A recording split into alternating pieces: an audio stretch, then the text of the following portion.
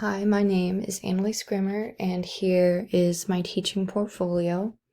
Here's the home page where I'm just introducing what else is to come. At the top, we have home, about me, resume, sample lesson, and blog.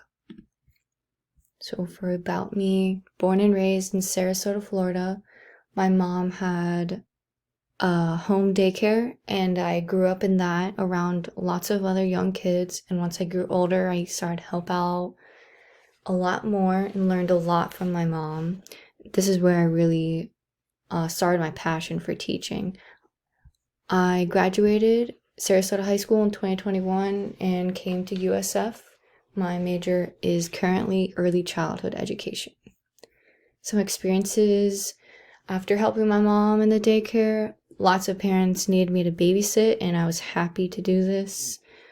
After starting college, I was notified of a tutoring job that works with older kids in middle school, which I usually don't work with, but I took this as an opportunity to see different learning environments and get experience inside an actual classroom.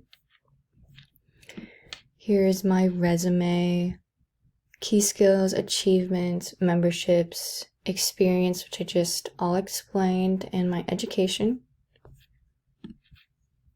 For my sample lesson, I actually developed this in a class at USF recently, and it's just tweaked a little bit to include more integration of technology.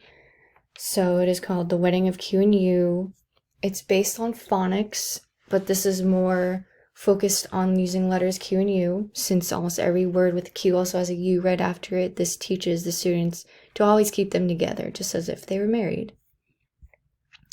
This is just a layout of the day, starting with a decorated classroom, and they sit down and we read a book while they get settled. And here's the technology integration part of the lesson. So Square Panda is a playset that'll engage them when they're learning phonics and how to read. It's multi-sensory, so no matter how a student learns, they will be engaged. Once practicing for however long we do, we'll have the actual wedding.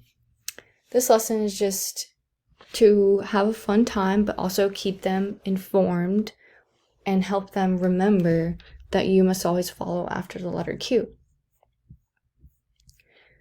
And here is the link to my blog.